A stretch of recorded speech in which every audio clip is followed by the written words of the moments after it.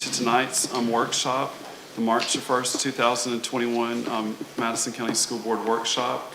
At this time, I would like to welcome again everyone, and the meeting is officially called to order. At this time, we will begin with Ms. Rainick. We'll begin presenting. Okay, thank you. Good evening to everybody. Good evening. And I hope that I'll be able to work this clicker correctly. I'm going to start the presentation off because I've had an awful lot of questions. So I want to start the presentation off with a few disclaimers. The first thing is the report that I used to pull expenses from was developed by a certified public accountant, was submitted and accepted by DOE in the auditor's office. So those figures that I'm using have been accepted. This review that I did does not include any federal allocations, federal grants. It's strictly looking at general revenue. And the data that I took to determine FTE was all taken from either the school district's Survey 2 and 3 information or a site which we're going to go over, the edudata fldoe.org site, or the 5-year forecasts on the single sign-on site. So we're going to go over those in a minute. But I just want you to know that all the data that I have in here comes from those sites that has been placed there by DOE.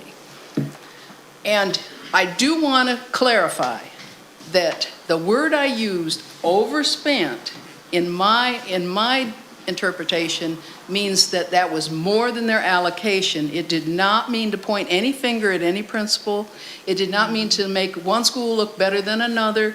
It just meant that per the money that they generated from their FTE, their expenses were higher than that. So I just want to get that out. This is just a simple review of costs versus revenues. And looking at that's just the FTE amount? Pardon me? And that was just the FTE amount? It was the money that's generated from the Florida Education Finance Program, which is the FTE. So that's minus grants and Minus grants, no grants. tax money? There is, most of the tax money is included in this. There is a piece of it, a piece of the tax money that's not included in that becomes part of our fund balance. Okay. But most of the tax money is accounted for in this. And we're going to go over some revenue worksheets to show you how that money is broken out. Okay, again, I want to remind everybody, just looking at general revenue, just looking at last year's expenses. So what we're doing is we're considering everything except federal, well, the general revenue, no federal money. And we're going to go over the total unweighted FTE in another slide.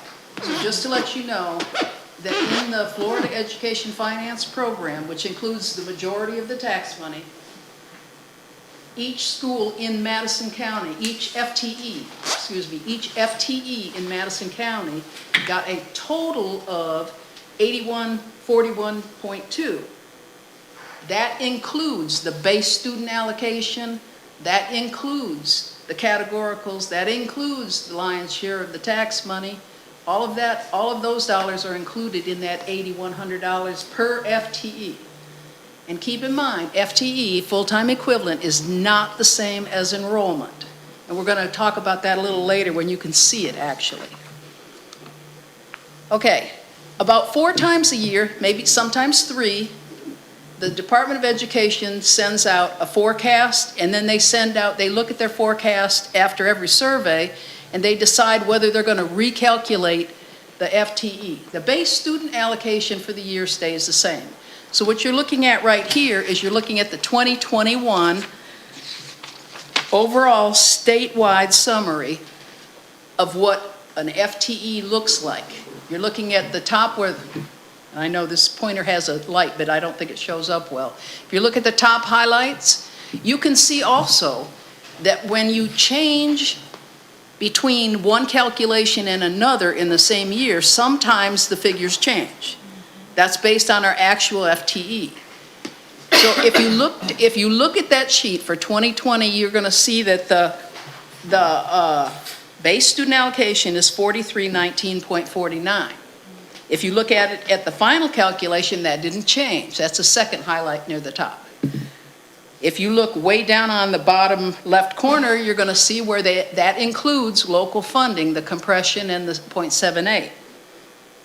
Now, if you drop to the bottom, you're going to see that in the fourth calculation, the total amount of all those things on the left side, all added up, the total amount per FTE was 79, I think it's 08.36? 98.36.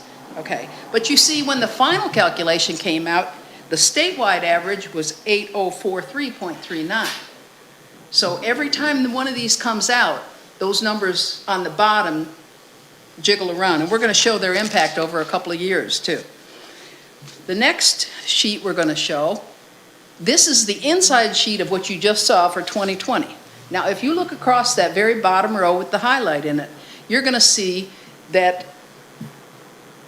in the fourth calculation of 2020, we were supposed to get 8103.93 per FTE. Remember, the state average was 80.34, and we were going to get that much. But at the end, we actually ended up with 8141.2. That happens from the department's standpoint, where they recalculate everybody all together. So we actually got more than the state average per FTE when we talk about the total cost of the unweighted FTE. This is all unweighted. The next slide is going to show you what that looks like this year. So this year, the base allocation went up to $4372.91, which is probably about $60. In the second calculation, it stayed there. In the third calculation, it's still the same. If you drop down to the bottom, though, you will see, even though the base student allocation came up a little, if you drop down to the bottom, you're going to see that in the third calculation, in the second and the third calculation, they're both below what the total was last year.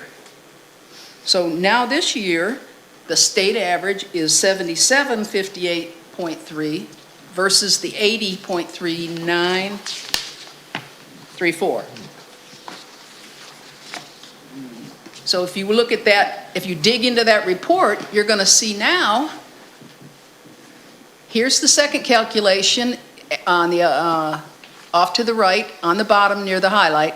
You're going to see the second calculation came in at 7908. But the third calculation, it went up a little bit.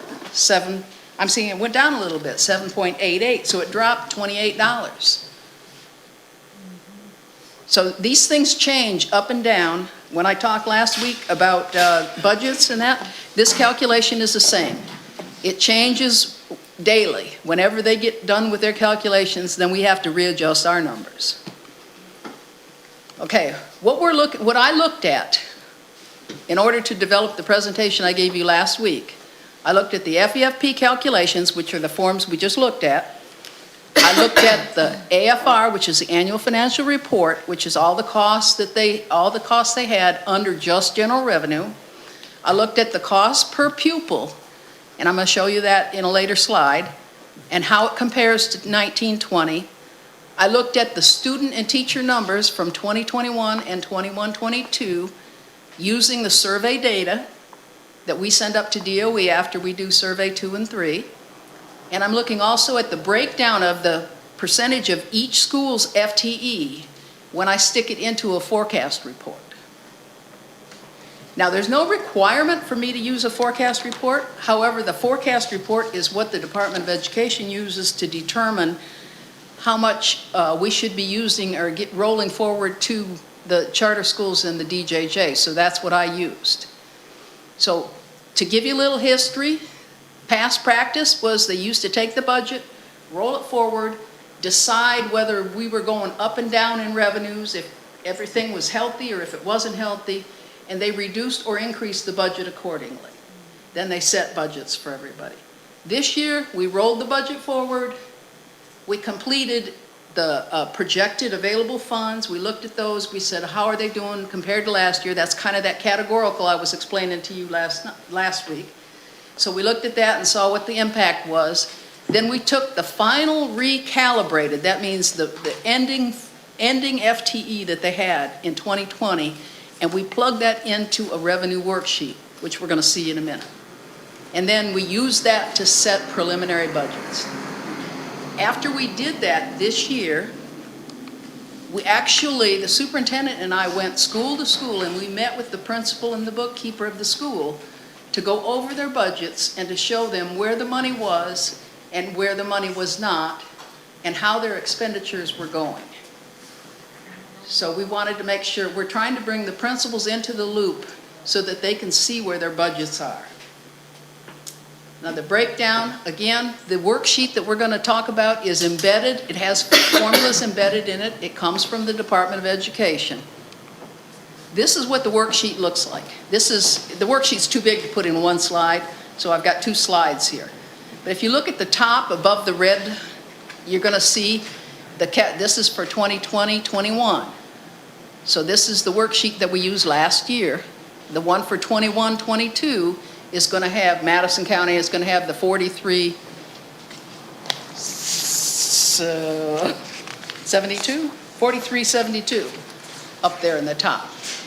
When you pull these revenue worksheets down, and I'm going to give you the link for that if you want to go to it, up in the top left corner you're going to see the red 40. That's our district number.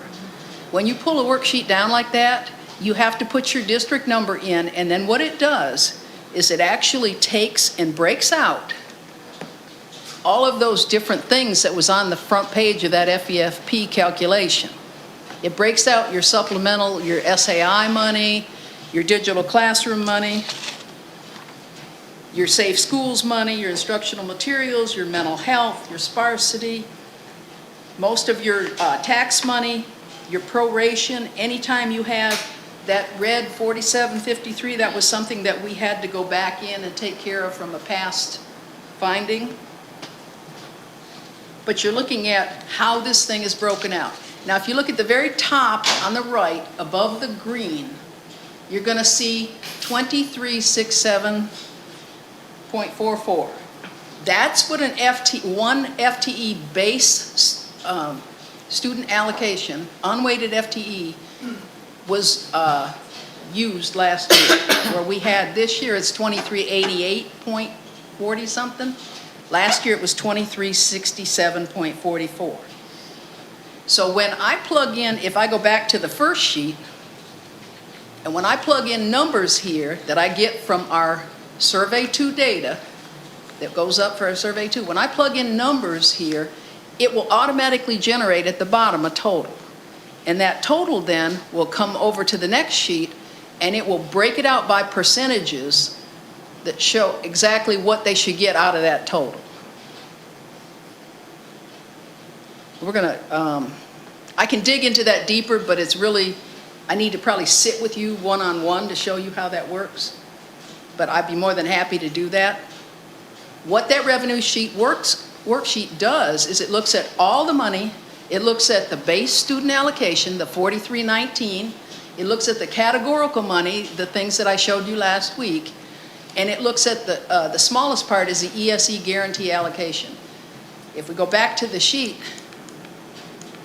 you're going to see, and you don't see it here, I think I cut it off. There's another section in the middle that actually takes, when you have an ESE student that is not a 254 or a 255 student, they still get a little bit of money weighted, and that gets added into this sheet.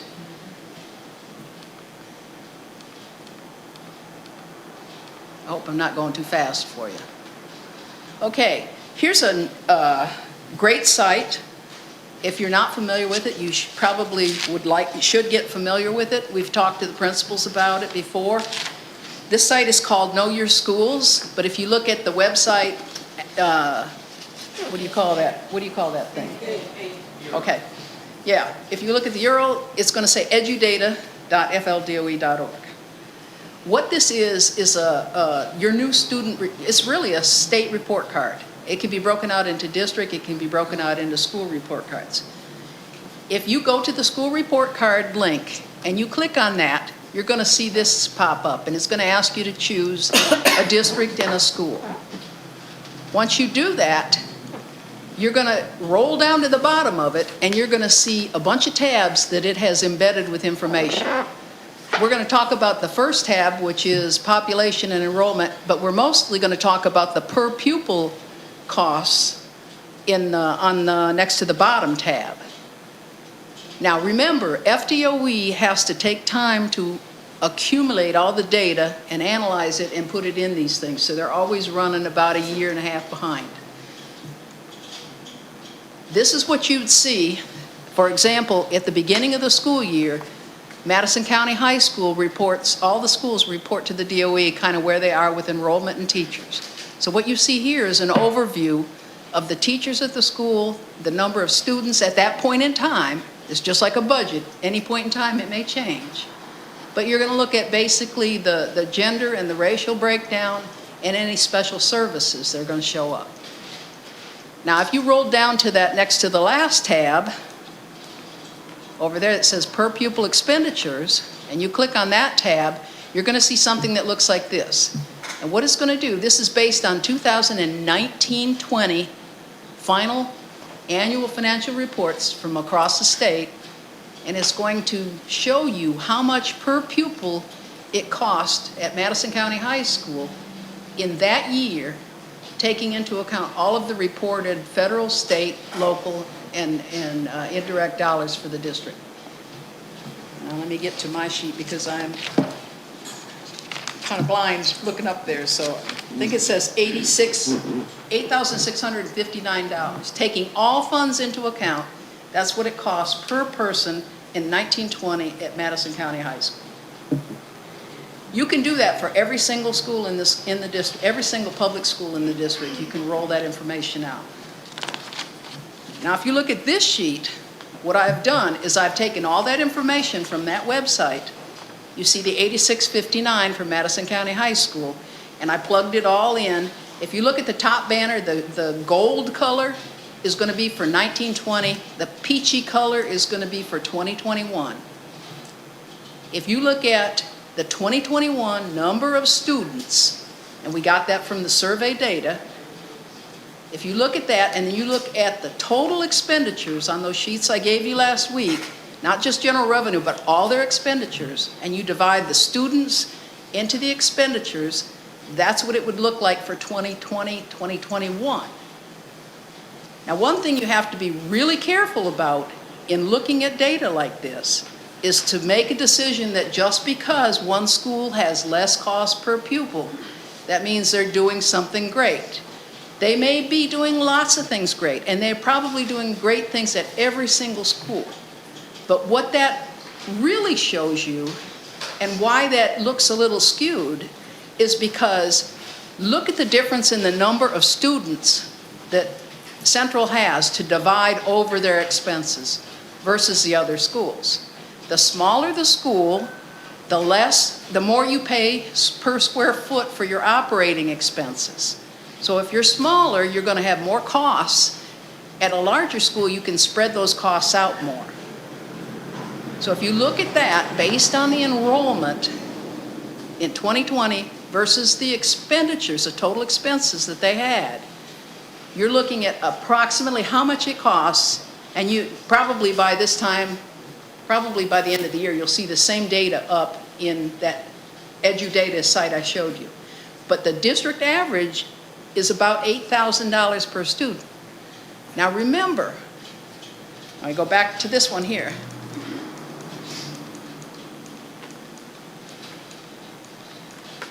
Remember 8,055, look at the highlight. That's what we're going to get for unweighted FTE, 7880.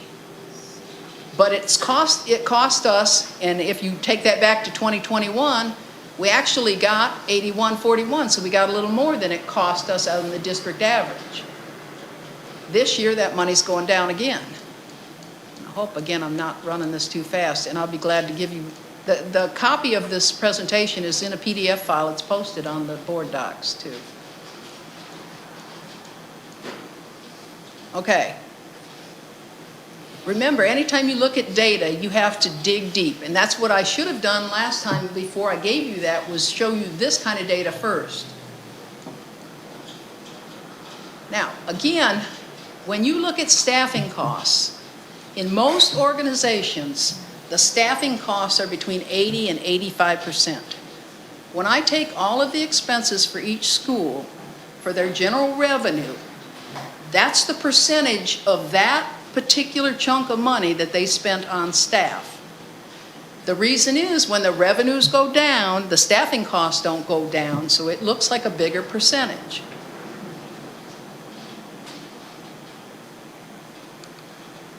Now, there's another fun site on the DOE's called Single Sign-On, and most of you don't have access to this because you have to have special permissions to get into it. But when you do get into it, if you look at those black and gold boxes on the bottom, you're going to see one that says full-time equivalent web forecast system. Okay, when I click on that site, this is kind of data. I can click on historical reports under that site. And this is the kind of data I can get. And this data is going to show me 5 years in a row. It's going to break out all the grades, the FTE by all the grades, by whether they're pre-K 3, whether they're grades 4-8, whether they're 9-12, whether they're ESOL, or whether they're 254s. I cut and pasted the top. Again, this is a large report. That's what the bottom of that report looks like. Whoop, went one too many. For all schools in the district, remember we looked at the FTE on that forecast. It said 2388.67. For all the schools in the district, that's how many FTE at that point in time when they recorded this that we were generating, and that was after the third calculation. The 21-22 data is not final yet. It won't be final until probably July, maybe in that time frame, but this is what it looks like right now. But if you look at the figures on the bottom, you are seeing a continual trend downward from 17-18 down to 21-22. Now, if you look at that same data for, okay, there, traditional public schools, that's the 5 schools we were looking at. If you look at that same data, you're going to see that data going from 2,100 down to 1758. So even though we have 2,388 point something FTE for the whole district, those 5 schools are only pulling in 17.58 of those FTE.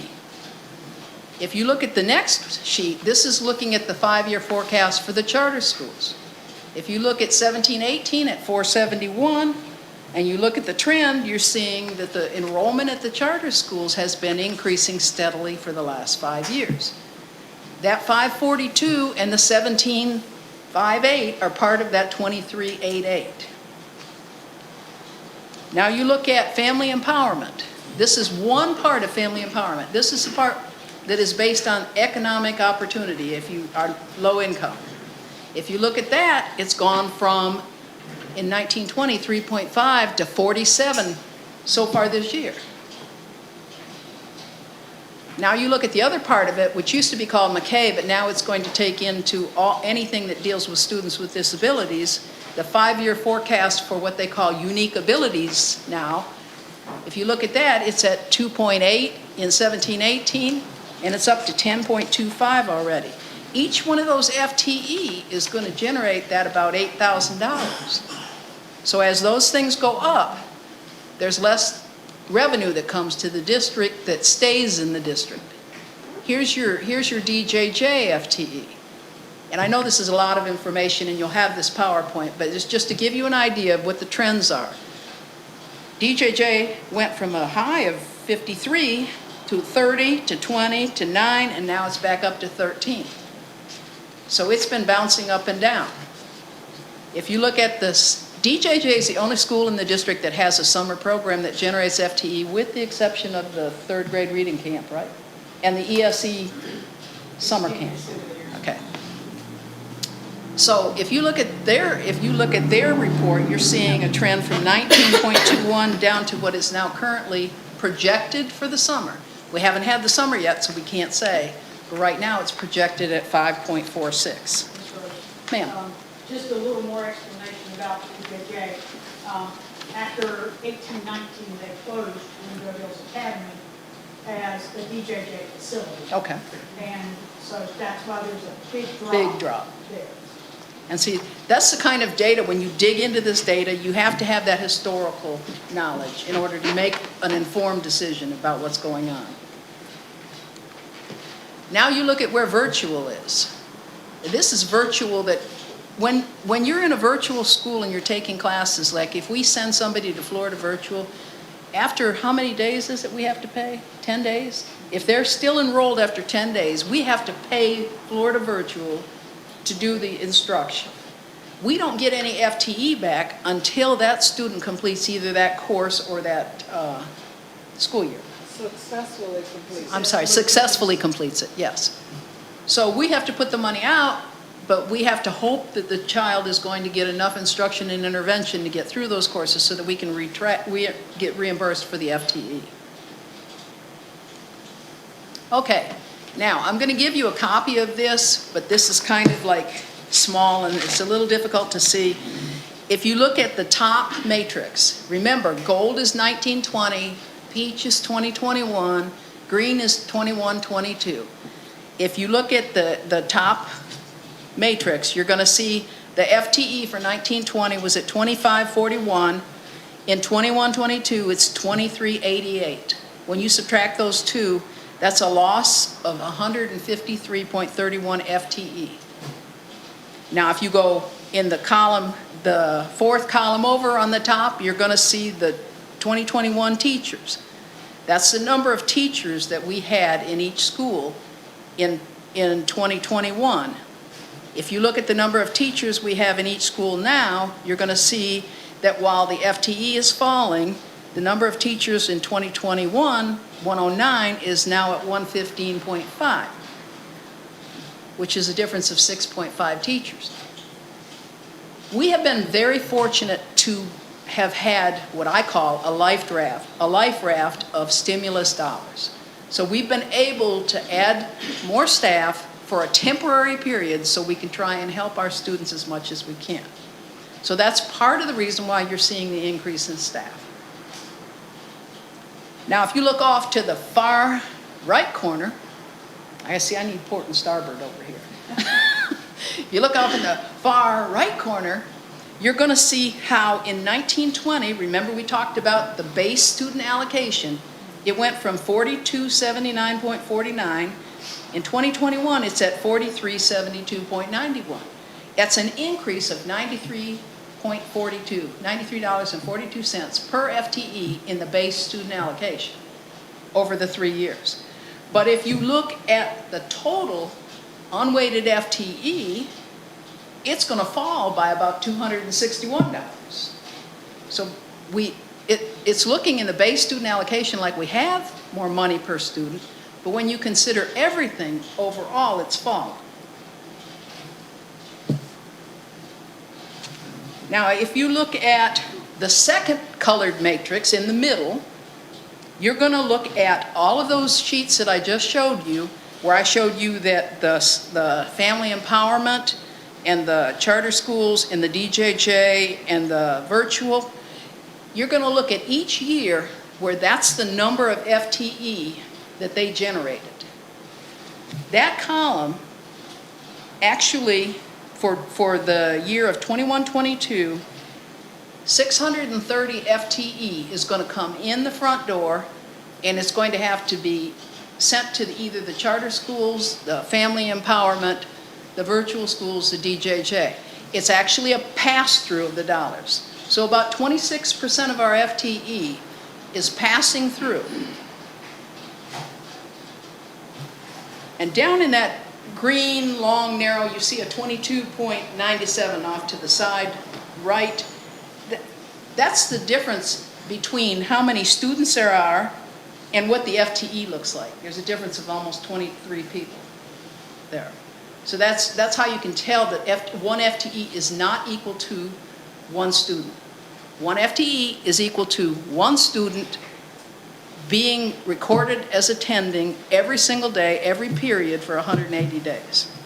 So when you start moving students in and out of surveys and that, you're not going to see a whole FTE for a student all the time.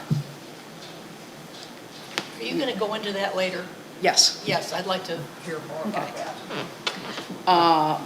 If you look at the very bottom matrix, and Mr. Alford, you asked me about pre-K ESE. If you look at that little, you can't hardly see it very well, but 16.24 of the FTE that we have this year is pre-K ESE. The other pre-K is not included in here. We get paid for the other pre-K through VPK funds. We don't get anything from the FEFP for those pre-K children. Now remember, keep in mind, and then the reason I highlighted that one column in peach on the bottom, right now, when we look at things, that's what the FTE looks like. But as we get the recalculations, that's going to change. So this is as of today, when we looked at it, that's what the FTE looks like at each of the schools. If you look at the second and the third column on that bottom, you're going to see the student numbers in 2021 versus the student numbers in 21-22. So it went from 1844 actual students to 1781.5 actual students now, today.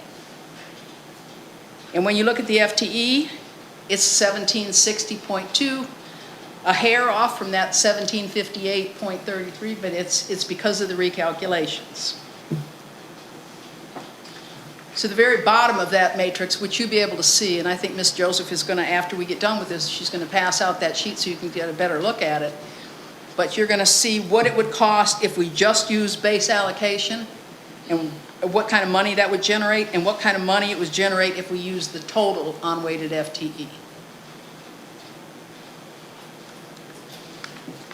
Okay, this slide is looking at the number of teachers that we have in 21-22 based on our surveys, and the number of students that we have in 21-22 based on our surveys, and dividing the students into the teachers into the student numbers to come up with what is an average, and please take that as average, of student to teacher ratio in each of the schools.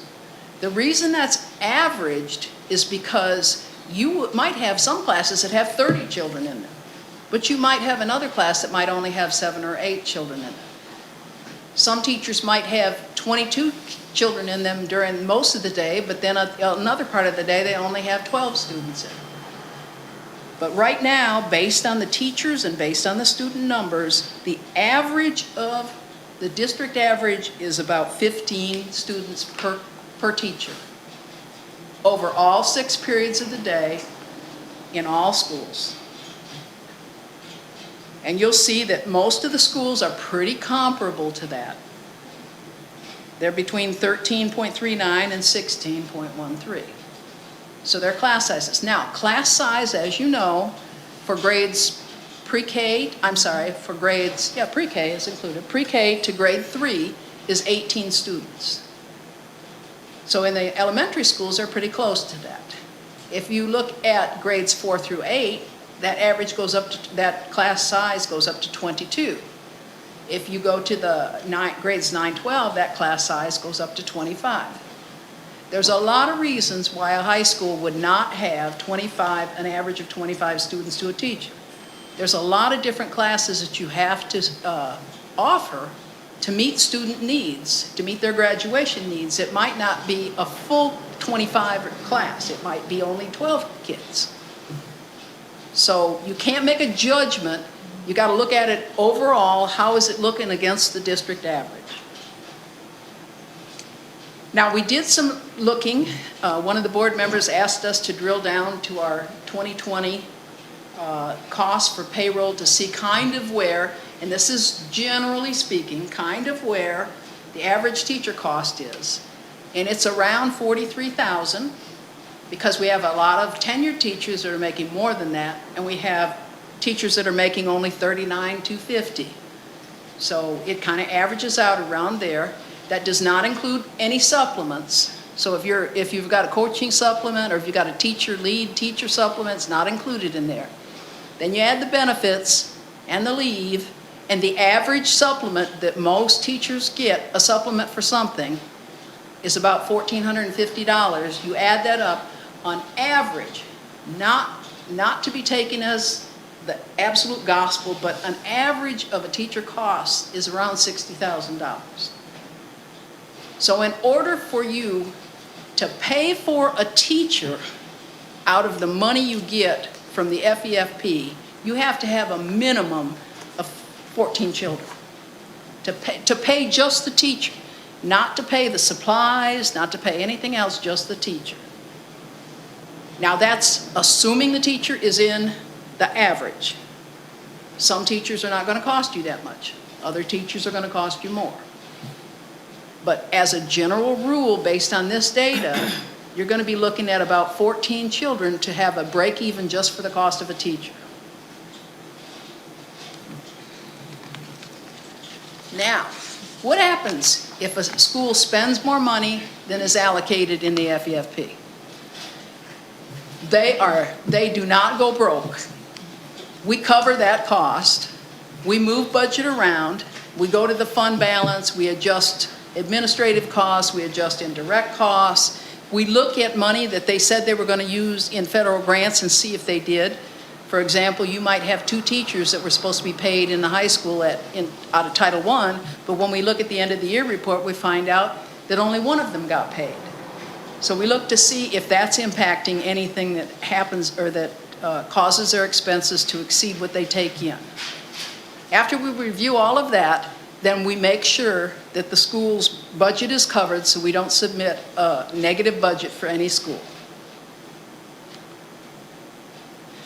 Now, when that money is generated through the FEFP, there is a statute that says we've got to roll back at least 80% of that money to the schools it's allocated to. In Madison County, traditionally, they allocate an average of about 91% back to the schools. If it's a categorical, like reading allocation or safe schools, 100% of that goes back to the schools because they need that for that particular activity. What happens to the rest of the money, the money that stays at the district level? These are the kind of things that happens to it. It goes for insurance, for schools and students. It goes for maintenance. It goes for what the board has to pay for the health insurance, the transportation, the shortages we have in transportation, liability, any audit paybacks, extra funds that when we overspent those categoricals, what was allocated, now again I say overspent, spent more than what was allocated. This is where that money comes into play, and we use it for that. Terminal benefits, I'll go back to the King and I, et cetera, et cetera, et cetera. Okay, is the district in good financial health? Currently, the district has adequate funds to balance any excess costs of educating the children and the services we need.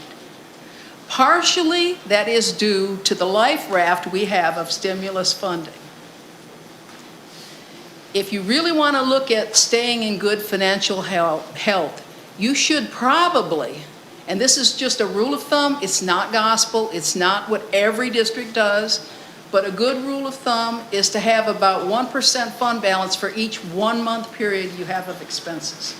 That way you can pay your bills on time. If the board decides they want to pay early in November and December, before we get the money from the department, we have the money to pay that. If you have something pop up, you have the money to pay it. Think about a budget at the district level as kind of your own personal budget. You've got costs and you've got expenses.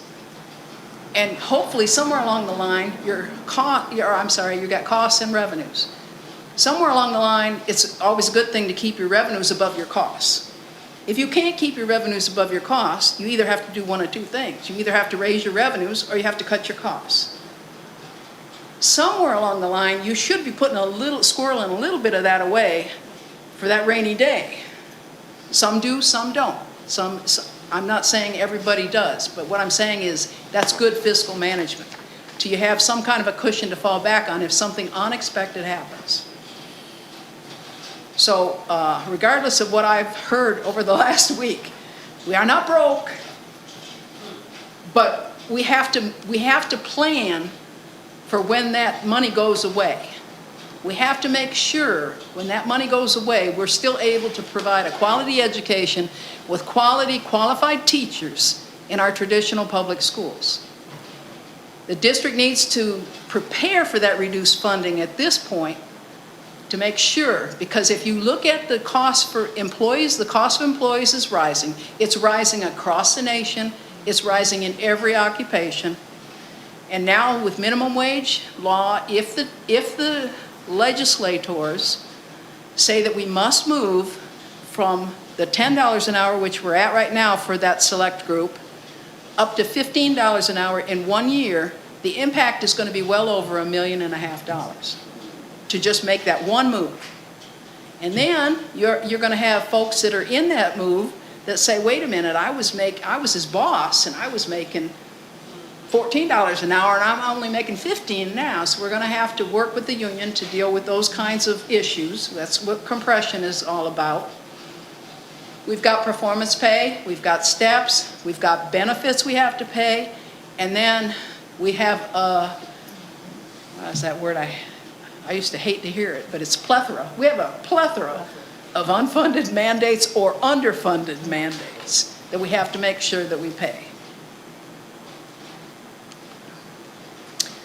In summary, this is just a review of that specific year, of those specific costs for those specific schools.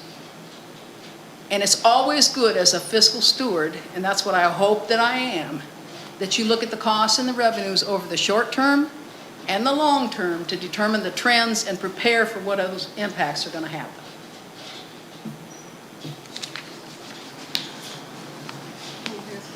Yes. So, I think I've talked to you to death. I've probably given you way too much information.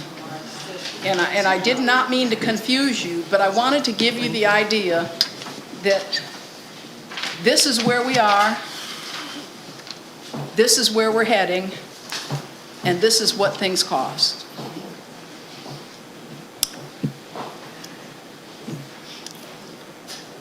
Would you like a question? I got one. Actually, no.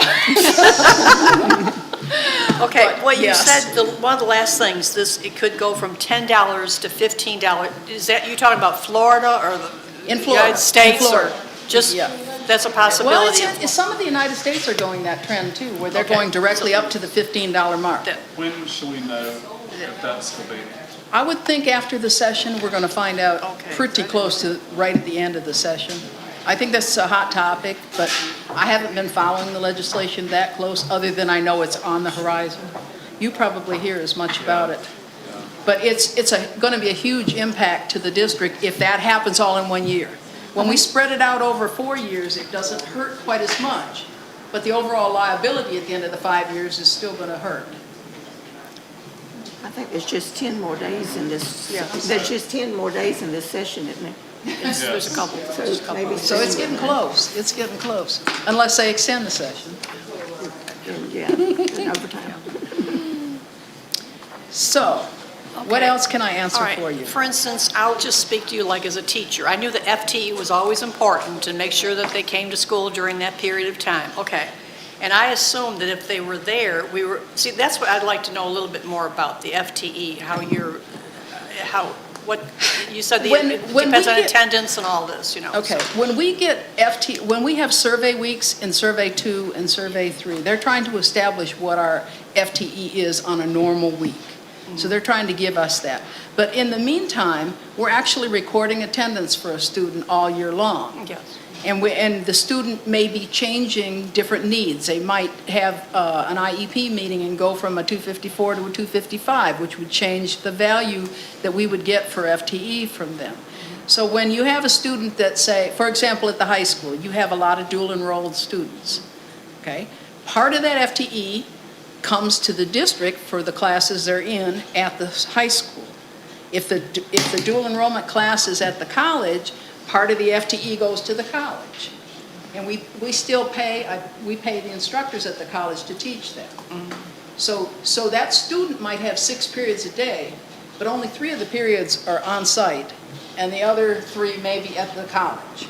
Or if you have a student who's in, you said we get the FTE for the workplace. But there's other cases where a child is just, only needs one class as a senior. Well, And they have their own workload off to the side, and they don't participate in that. Then we would only get credit for the one class. For our student correction plan calls for students to attend all day. Okay. All righty. Different from where I'm used to, but okay, Mm-hmm. it's a that's good. It's a good Some plan. of our ESE students are on shortened days. Yeah, Some of our ESE students on shortened days, so that's what we get, Yes. shortened FTE. The state will only pay for 6 50-minute periods, 300 minutes, up to 300 minutes a day. Okay, so if you offer a 7-period day, they're not going to pay you for all 7 periods that this child is attending. They're working on an average of, for K through 3, I think it's 780 hours in a year. It's- So in other words, if they're not there, let's just say an elementary grade, if they're not there 180 days, then part of that FTE is taken away, A little bit, yes. a little bit. So, Not necessarily. oh, no, If okay. they're there during the FTE survey week. Well, now that's what I always, because there was a Yeah. lot of emphasis, I remember this distinctly, there was always a lot of emphasis placed on. But there's still taking the little parts attendance. and pieces that come off of that. Okay, but for the most part, if they're there during those times. Those weeks, yes, Then- that's the critical weeks. We That- have to have them count those weeks. Yes, we always were very Yes. aware of that. Yes. But the other part is, if a student, they have to be enrolled on day certain, which is typically the last day of the window, and they have to have been in attendance in an 11-day window. If a student withdraws during the window to go to another district, then we have to split that FTE with the district that student is going to. For the year, the FTE for the year, okay. FTE is about semesters, for survey 2 and survey 3, so they actually pay it by semesters. They calculate it by semesters. And then at the end of the year, they recalculate all that and see where we actually ended up. And that's what impacts the amount of money that we actually get. So back to the students who are on shortened days, that does affect our FTE. That does, If yes. you're only going for an hour a day, then you're only be getting one FTE. 1/6 of it. Yeah. You only get 1/6 1/6 of an of it. FTE. It takes the entire day to get 1 FTE. That's why she says enrollment and FTE are 2 different things. Right, okay. How many students we got on half a day? Do you know? I can't answer that. It's I'm sorry, I can't. It's not very many, I think probably 2 or 3.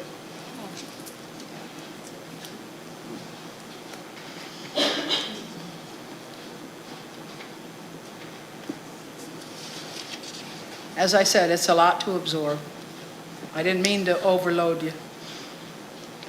But I felt like you needed to see where I was getting the data from that explained what I presented last week. So if you're looking at the number of students and the number of teaching positions we have, and this is where before we could get upside down, is if you're having decline in enrollment, you need to be keeping up with your number of faculty positions so that you're not, you can't go up in faculty and down with students. Very true. You can't maintain any you financial can't. help I mean, you can't. And because you're not going to get paid that's enough money based to support that. Based upon comparing 2021, 2020-21 with 21-22, that's what's happened. But that's because we got that. Yeah, the stimulus money the is stimulus allowing money us that to paid for some extra inflate those staff. teacher numbers to give more help to the students, which is what the stimulus money was Right. designed to do.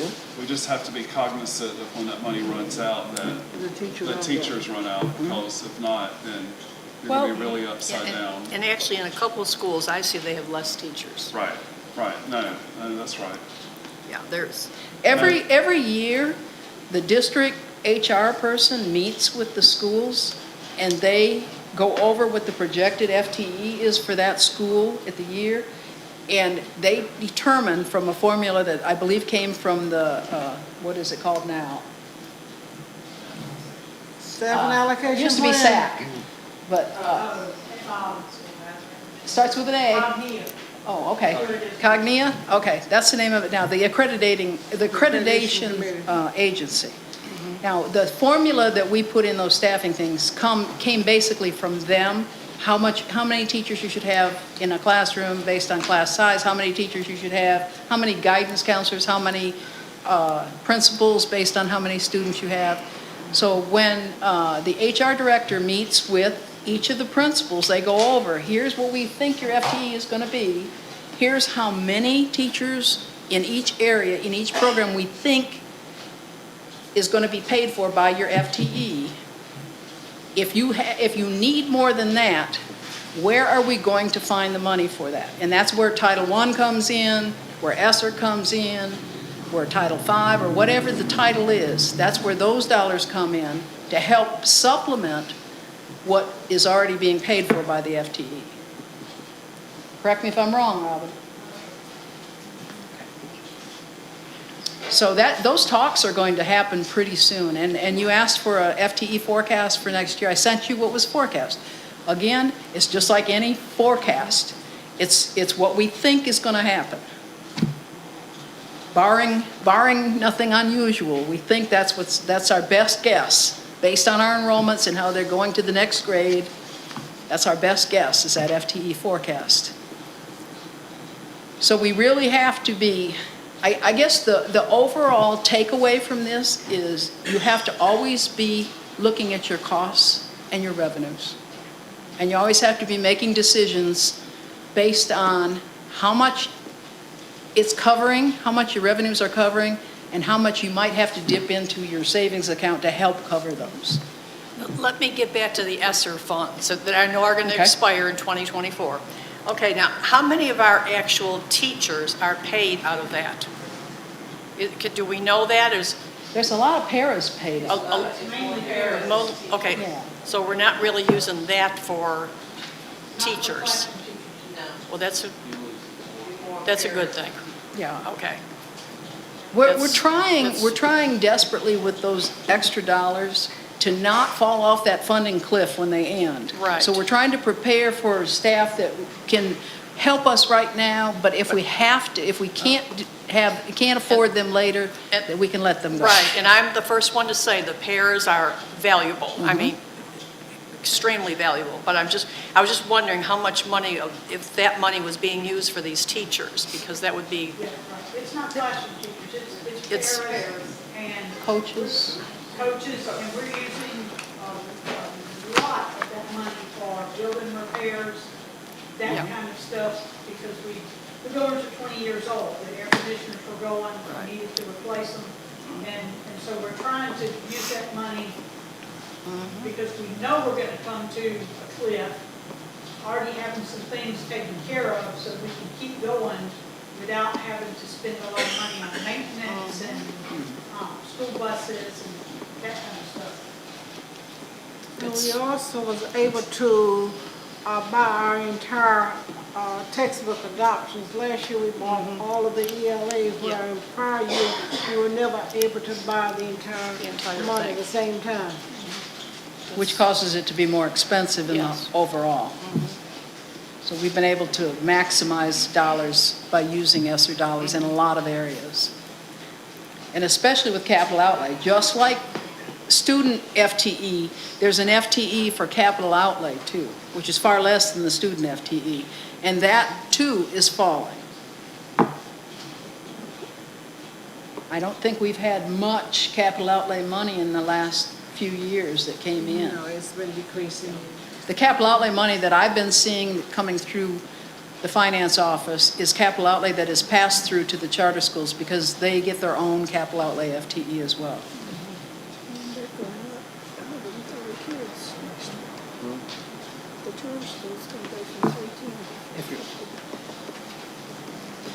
Okay, does anyone have any other questions?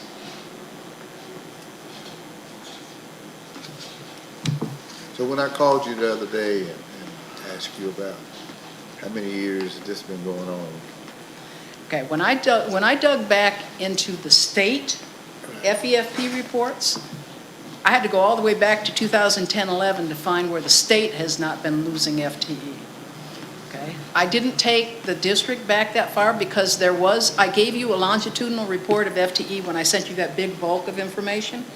If you look at it, there was a year, what was it, 16, 17, 17, 18, where one of the charter schools converted from a private school to a charter school.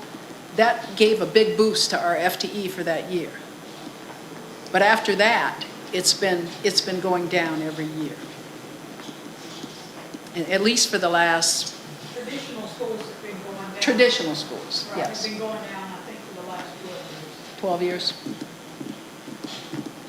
Now remember, there's a big push in Washington DC and all over the country for parent choice, and that's a great thing. They need to have choice.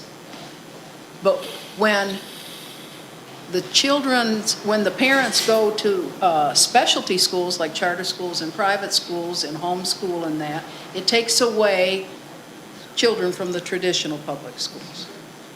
So while our FTE is 150-some FTE less in 2021 than it was in 2019, the charter schools, if you remember, are increasing their enrollment, but our overall district enrollment is still going down. Think of it like a tree, and I did a presentation about this. Think of it like a tree full of leaves, and every year it's losing more leaves.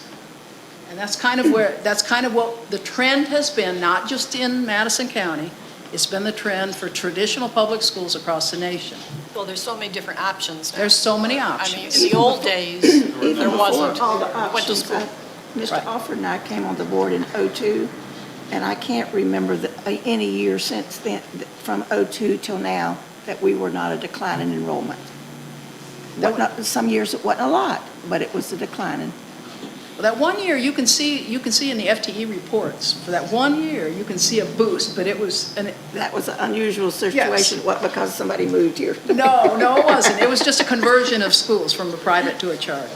And in 2002, the only option really there was either private school, virtual didn't exist that I remember back then, and I don't really know that we had that many homeschool students back then. And charters. And charter didn't exist, so over the past 20 years, you do have A lot of options. a lot of different options, and with the pandemic, that just exacerbated all the options, and now parents realize that they have options and choices, and They so do. it's something we're being faced with. Clara and I have been digging through data all week. In fact, I was here at 4:30 this morning, trying to make sure I was ready for this, and worked on it all week, and I bothered the superintendent all weekend with data back and forth, and answered a lot of board questions. So we bothered you too. But meanwhile, Clara and I have been digging into the data, and one of the questions she had was, when did homeschool come in? And the best we can dig back and find was in about 1998, one of the big universities, started an online program. And then in about 2003, there was a big online program that was released for public school children. But that started the trend to the home education. So we've been living it, like you say, for about 20 years, where the trend has been more of an individualized learning situation. And we've also got to remember, because Madison County, industry has left Madison County. True. Okay, if you don't have the ones that want to work, if you don't have a location to work, they're going to go seek employment. And industry shut down in Madison County and the people left. And we hear it, we see it, and we talk about it in the union meetings, about the difference between what the tax base is here in Madison County versus the tax base in Suwannee County. So we have to, when you dig into data and you look at things and you look at costs, it's like a never-ending trail. You've got to follow all the leads to see, where exactly you can pin it down. And then when you think it's pinned down, it's slippery. We don't have a lot of industry. You think about, in Madison County, the two biggest employers are us. Us. And the schools and the prison. Huh? Neither one pay taxes. So yeah, that's a definite issue. So it's gonna continue to decline? It's, pardon me, It's gonna continue to decline Yes. from year to year? I can, the industry, No, the trend for, The trend. traditional public Unless we find schools. something to revitalize our community, I mean, Bring the people Economic Development Committee, they're working on it, and they're looking for industry to come to Madison, but you've gotta have industry. Well, we're becoming a geriatric community. Do We they do. bring children with them? Easy. most of the people that have moved in Madison the last 10 years are retired people from South Florida, but they don't bring children. I mean, unfortunately, we're not Destin or, I mean, that's. They are We booming don't have over a there. beach. Yeah, we don't have a beach or, And they're No, building and schools right and left. as Clara and I decided, we talked about, the baby boomers are falling off the cliff. So you've got a dropping birth rate, which might rise now because of the pandemic. But you've got pretty much a continual dropping birth rate. right. And then you start thinking about all of the older folks that are coming to Florida. So I'm from Michigan, and we don't glad you have as came, many babe. retirees coming to Michigan as we do to Florida. We just don't. So it kind of unbalances, and how much revenue you're going to get and how many children are going to be there to generate the revenue. And in smaller communities, just like I said about a small school versus a large school, you got fixed costs. And your fixed costs, when you divide them, if you use square footage, if you divide it by square footage, in a smaller school, you're going to spend more per square foot than you are in a larger school, because you have less children and people to divide into that, less revenue to divide into that.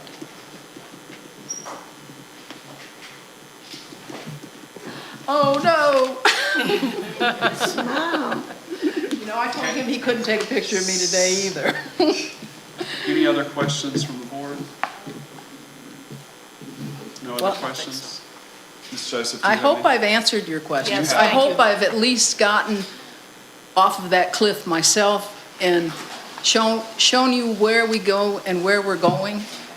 In looking at, when you had said a minimum of 14 children to generate teacher costs of $60,000, would that be 14 just in a gen ed class, or? How did we figure that? Class. Just a gen ed. Yes, in a gen ed class, yes. refresh my memory, how many students can be in the class? I'm How sorry. many students can be in the class? It depends on the grade level. 18 It's for right pre-K to 3, 4 through 8, 22, and 9 through 12, 25. But that's supposedly the maximum. Remember one of the financial reports that I did earlier, where we actually got a notice that we were 2 students over, 1 student over at Central in one class, and it cost us like $1,200 that they took back from FTE because we were over class size. Now, we still had to present a plan saying, yep, we got it fixed. All right.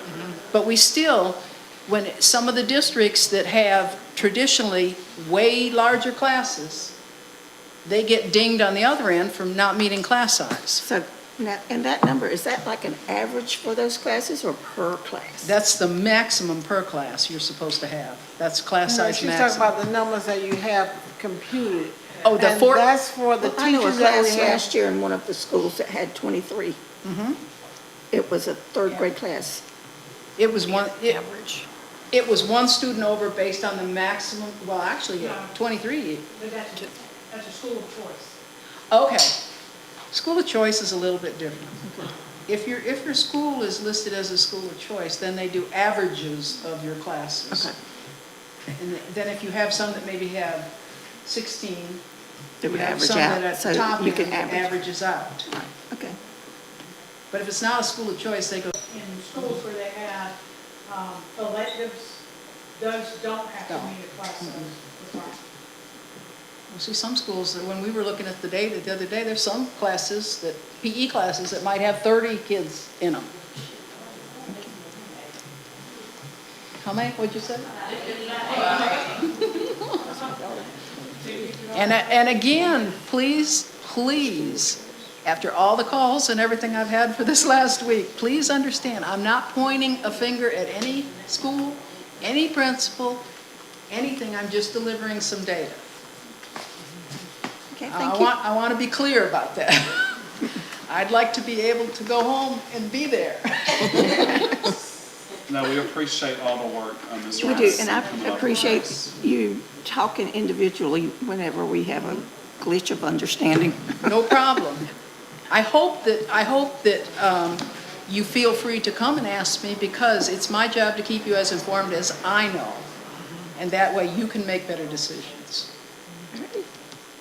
I had found in my training from the state finance conference a calculating sheet that you can do per class based upon, Okay, like if it's ESC or what, it's a formula to plug in. That Good. and I'll get us out in the car, I'll get it and bring it in. please share it with me, please. I mean, you may already have it, but it based it upon what class was being taught based upon the ESC, like what group of ESC kids they were and the numbers. Okay. That's always good. More information is always better. Because what I'm using is a revenue worksheet, because that's as equitable as I can see we can do.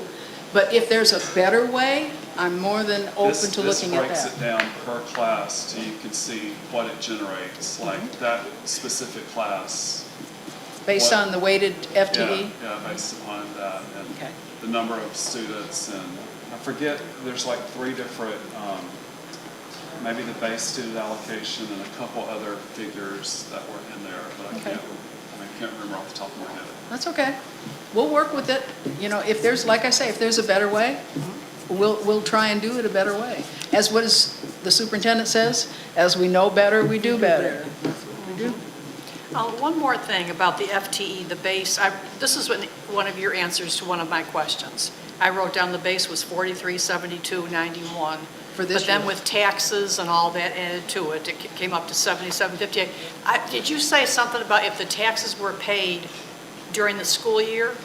When we do the trim, when we do that report for you, we're basing the amount of money that we're telling the department that we think we're going to generate on about 90% of what the actual money is, because we think that there's always going to be some stragglers or some people, taxes that don't get paid.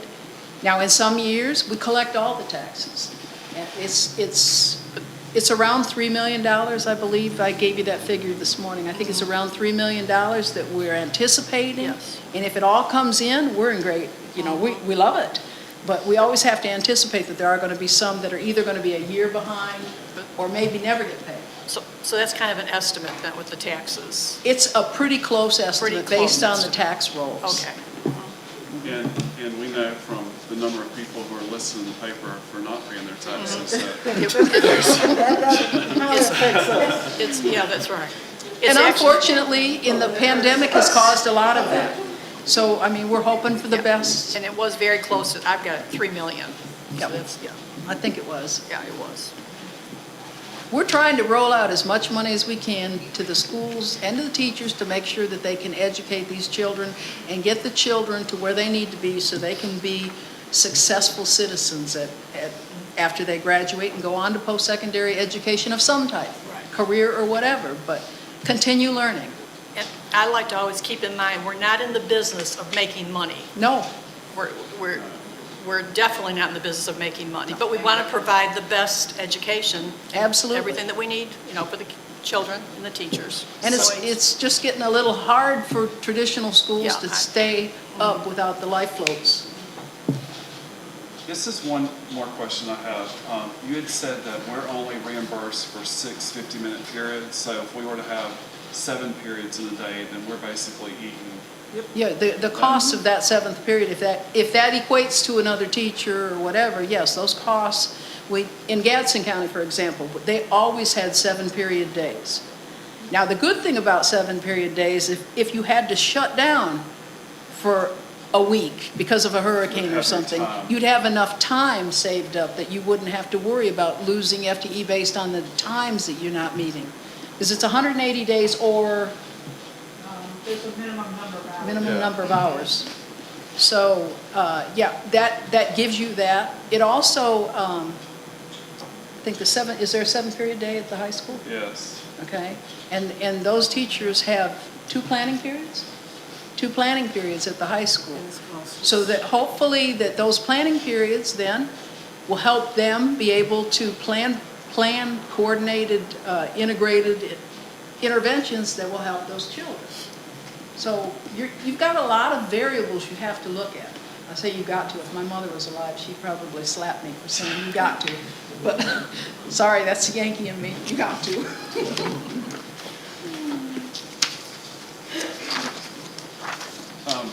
Does anyone else have any questions at all? Ms. Williamson? Mr. Carroll? No, you answered my question. Ms. I Bell? called you. No. Thank you, Ms. Rainey. Gibson? No, and thank you again so much. I don't have any. Thank you for your time. You're welcome. In clarifying this. Ms. Joseph, do you have anything to mention or say? No, I'll see you on March 7th at 6 o'clock. Okay, at this time, the school board workshop is adjourned. Is there a motion to adjourn the workshop? I move to adjourn. It's been properly moved by Ms. Gibson. Is there a second? Second. Second by Ms. Williamson. All those in favor, show of hand, please. 5-0, Ms. Bishop, for approval to adjourn the workshop. Thank you. again.